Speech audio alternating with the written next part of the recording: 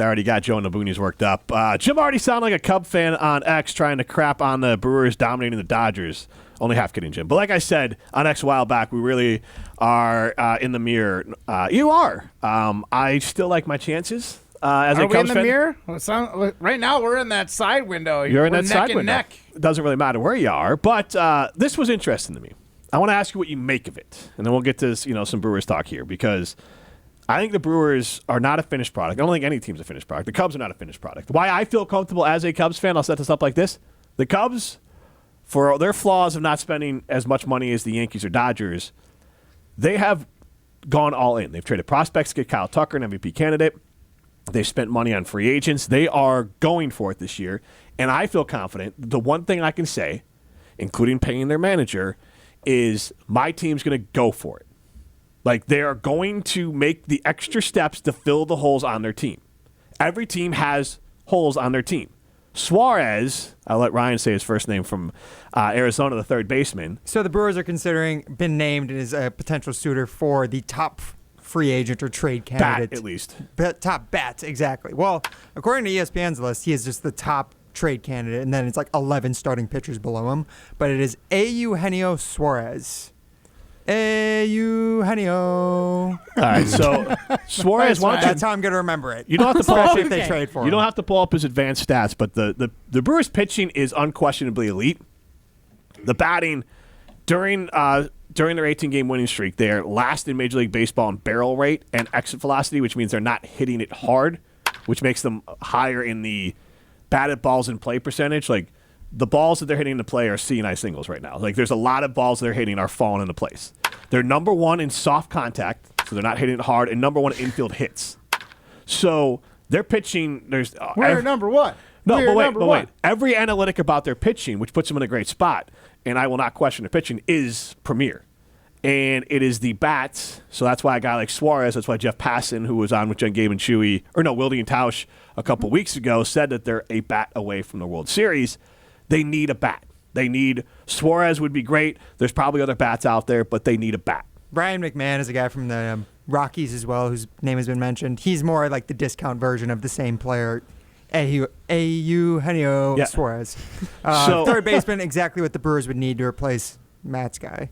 So Durbin. Before we get to our poll question, I've said this before. The Brewers are cheap in two different ways. One, they don't spend money on the front end for players in free agency, but that also means because they want to operate on a budget, a shoestring budget every year, is they're hesitant to trade premier prospects for rentals because those premier prospects allow them to keep their payroll roll and always stay competitive. And the one thing you say about the Brewers, obviously, is that they're always competitive. But that's because they never take the step forward to trade some of those pieces that they'll be missing in the future, then where they can't backfill.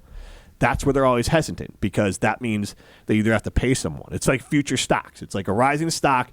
They'd rather hold on to it because that's how they accumulate their wealth, for lack of a better term. So the Brewers are cheap on two parts. They need to keep their prospects because they can't give them up because that's their lifeblood, but then they also don't spend money on the front end. So I want to ask this question, our Signing Limited poll question. Are the Brewers true World Series contenders if they don't make a trade? 8-4 at the trade deadline. An impact trade. An impact trade. That's right. An impact trade. Because this isn't just getting Mark Canha. This isn't just getting, who'd they get from the Diamondbacks 2 years ago, too? Guys who are like solid players. Yep. A real bat to make them World Series contenders. Are the Brewers true World Series contenders without making an impact trade? 844-770-3776. I'd even be open to if they added another arm in the bullpen, like a legit arm. Like, there's some teams that have a closer and they still trade for a bad team's closer because now you got two guys back there. You got an extra setup arm. Like, But would that be the big trade that would get them to the World Series? I don't know. If they wanted to make their pitch, if you wanted to make their A an A+, sure. I mean, you could sell me on that because pitching matters in the playoffs. Mm-hmm. I think they need a bat, but the bats aren't out there. But I don't want to, if I'm a Brewers fan, I want to be in a position where they're like, well, we couldn't get a bat, so we just didn't do anything. Right. And so, that's where I feel it's going to end. But 844-770-3776, Carl Talk text line. This is more. Are the Brewers true World Series contenders without making an impact trade? So, Ryan, Eugenio. Eugenio. Suarez. Yes. You got to say his last name, too. Gotcha. Yeah. Is he, in your opinion, is he the big impact trade that could push them over that line? Yeah. I mean, he currently leads the National League in home runs and RBIs. 35 home runs as of last night. I believe he has 85 RBIs. He's on pace for 57 home runs which means he's on pace for 22 home runs for the remainder of the season, which is more than any player on the Brewers currently has all year. So Christian Yelich, Jackson Chourio both leading with like under 20 home runs apiece. Maybe they were right around 20 at this point. I'm not sure exactly, but that's the point, is that this guy is a true power hitter. 16. 19 and 16, exactly. So this guy's a true power hitter, and he hits like 257, so he's not like a great, contact hitter, but at the very end of the day, you need someone who can just bring in runs, bring in RBIs, and he's definitely beyond his prime years. This is actually his best year statistically of his career so far, and he's 35. So he is a one-year rental for the Brewers, but he could be the one-year rental they need to at least win a playoff series and put themselves in position to make it to the World Series. But what do you give up for him?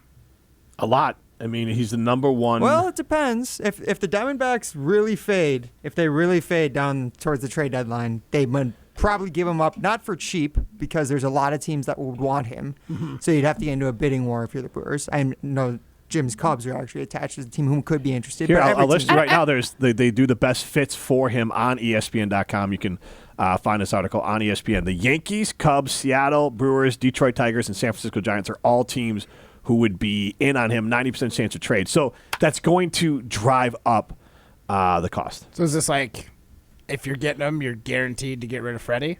Not guaranteed, but he'd be one of the likely pieces. Or Jesus? So Jesus Mate. Yeah. Now, when you're saying it like this, you're talking about Freddy Peralta, and the Brewers are loaded up with pitching. So in theory, you could trade a guy like Freddy Peralta. You're only giving up a year, and you have Woodruff and Miz. Now, if I'm the Brewers, I don't love that because Quinn Priester's not a proven prospect for a whole season. He looked like one this weekend. He's having Friday. He was on a heater. He's playing very well right now. But again, like these guys, what will they look like with more innings than they've ever thrown? Right.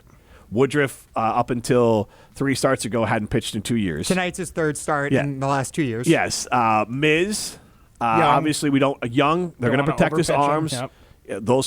Obviously those are all worst case scenarios, but if you're the Brewers, like I don't know if you want to give up Peralta to get the bat that you need. Giving up Peralta does take a massive strength and then make it not a weakness, but now it's a little bit more. Might be more towards average, and it would be pretty thin because, like Jim said, like Woodruff, he just come back. It's his 3rd start tonight, and then Miz actually had Tommy John last year, and now we know he's a guy who's a hard power thrower. So you got to be very careful with that kind of arm. So it becomes a little more razor thin with the starting rotation and the pitching, which, like Jim said, has been their massive strength. Now, it does help that they have like solid veterans like Jose Quintana, who's been a great innings eater for them. And by the way, one guy we forget about because he's been gone all year is Nestor Cortez. So he could come back and be an innings eater. I would not expect him to be very good, especially how he started with the Brewers in his debut against his former team, the Yankees, if any of you guys remember that.